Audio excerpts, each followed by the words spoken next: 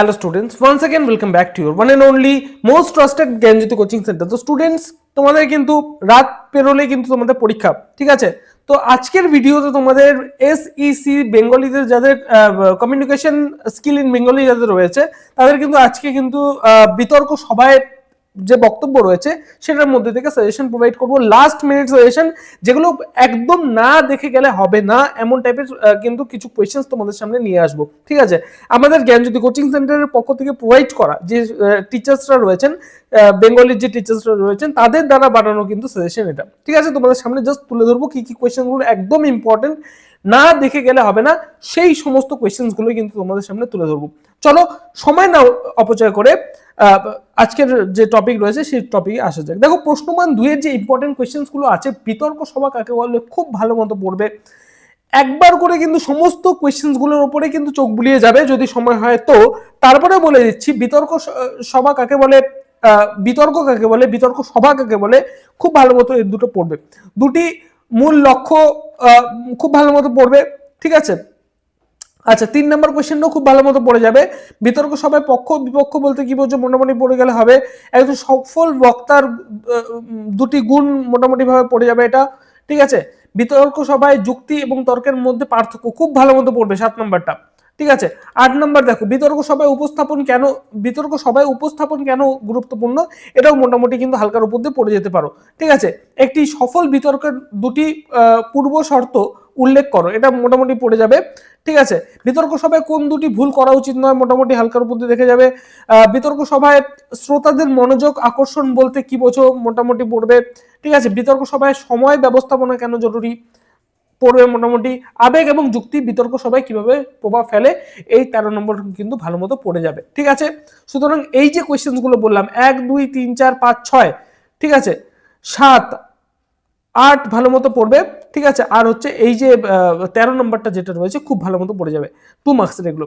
3 মার্কসের গুলোতে আসি। দেখো, 1 নম্বর যেটা বলেছে বিতর্ক সভার সুবিধা অসুবিধাগুলো আলোচনা করো, ভীষণ ইম্পর্টেন্ট, ঠিক আছে? বিতর্ক সভার সুবিধা অসুবিধা ভীষণ ইম্পর্টেন্ট কিন্তু রয়েছে। সেকেন্ড যে কোয়েশ্চেনটা রয়েছে, দেখো, বিতর্ক সভার বিতর্কমূলক প্রবন্ধ রচনা লেখার সময় কোন কোন বিষয়গুলি মনে রাখতে হবে, হালকার উপর দিয়ে জাস্ট দেখে যাবে, ঠিক আছে? দেখে যাবে, কিন্তু বারবার বলছি প্রত্যেকটা প্রশ্ন ইম্পর্টেন্ট, দেখে যাবে সমস্ত কিছু, কিন্তু যেগুলো বলে দিচ্ছি খুব ভালো মতো পড়বে। 1 নম্বর ভীষণ ইম্পর্টেন্ট, ঠিক আছে? 3 নম্বর দেখো, একজন বক্তা বিতর্ক সভায় কিভাবে নিজের বক্তব্যকে কার্যকরভাবে উপস্থাপন করতে পারেন, সংক্ষেপে ব্যাখ্যা করো, মোটামুটি হালকার উপর দিয়ে পড়ে যাবে। দেখো, বিতর্ক সভার আগে একজন বক্তার কি কি প্রস্তুতি নেওয়া উচিত, মোটামুটি পড়ে যাবে, ঠিক আছে? পরবর্তী প্রশ্ন যেটা রয়েছে 5 নম্বর, বিতর্ক সভায় প্রতিপক্ষের যুক্তি খণ্ডন বলতে কি বোঝো, মোটামুটি পড়ে যাবে, ঠিক আছে? হালকার উপর দিয়ে। 6 নম্বর যেটা রয়েছে, বিতর্ক সভায় প্রশংসা এবং নিন্দা এর মধ্যে ভারসাম্য বজায় রাখা কেন গুরুত্বপূর্ণ, ভালো মতো পড়বে এটা, ঠিক আছে? 7 নম্বর দেখো, বিতর্ক সভায় সঠিক শব্দ চয়ন কেন অপরিহার্য, ভীষণ ইম্পর্টেন্ট। আবেগ নিয়ন্ত্রণ করা কেন জরুরি, ভীষণ ইম্পর্টেন্ট, ঠিক আছে? বিতর্ক সভায় একজন সফল বক্তার আচরণ কেমন হওয়া উচিত তা নিয়ে সংক্ষেপে আলোচনা করো, এটা কিন্তু হালকা দেখে যেতে পারো, ঠিক আছে? পরবর্তী প্রশ্ন যেটা রয়েছে 6 মার্কসের প্রশ্নগুলো নিয়ে আলোচনা করব, ঠিক আছে? দেখো, ফার্স্ট অফ অল যেটা রয়েছে, একটি সফল বিতর্ক সভার জন্য একজন বক্তার কি কি গুণ থাকা প্রয়োজন তা বিশ্লেষণ করো, ভেরি ইম্পর্টেন্ট, ঠিক আছে? Very very very important.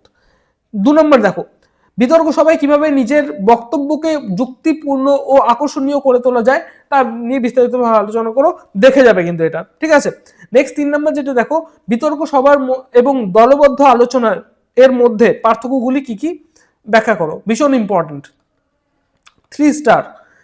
পরবর্তী প্রশ্ন যেটা রয়েছে, দেখো, শিক্ষা প্রতিষ্ঠানের রাজনীতি বর্জন করা জরুরি, এই বক্তব্যের পক্ষে বিপক্ষে যুক্তি মোটামুটি পড়ে যাবে। পরীক্ষায় প্রাপ্ত নম্বর সাফল্যের একমাত্র মাপকাঠি নয়, এই বক্তব্যের পক্ষে বিপক্ষে যুক্তি ভালো মতো পড়বে এটা। যোগাযোগ ব্যবস্থার অন্যতম মাধ্যম ফেসবুক, ঠিক আছে? এই যে সোশ্যাল মিডিয়া রিলেটেড যেটা রয়েছে, এই বক্তব্যের পক্ষে বিপক্ষে যুক্তি, এইটা কিন্তু দুজন করে বক্তার বিতর্ক সভার প্রস্তুত করো, এটা কিন্তু খুব ভালো মতো পড়ে যাবে।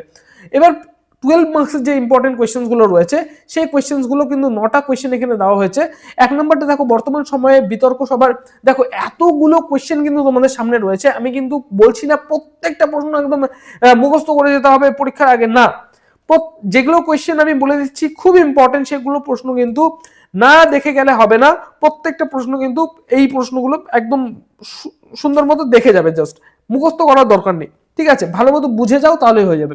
দেখো নাম্বার 1 যেটা রয়েছে, বর্তমান সময়ে বিতর্ক সভার গুরুত্ব কতটা বেড়েছে এবং একজন শিক্ষার্থীকে কেন এই বিষয়ে দক্ষতা অর্জন করা উচিত তা সবিস্তারিত আলোচনা করো। এটা কিন্তু ভীষণ ইম্পর্টেন্ট।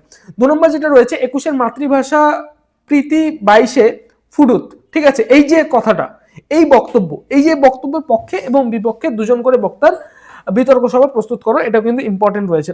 ঠিক আছে, হালকার উপর জাস্ট ইম্পর্টেন্ট না, ইম্পর্টেন্ট বলবো না, হালকা উপর জাস্ট দেখে যাবে এটা, ঠিক আছে।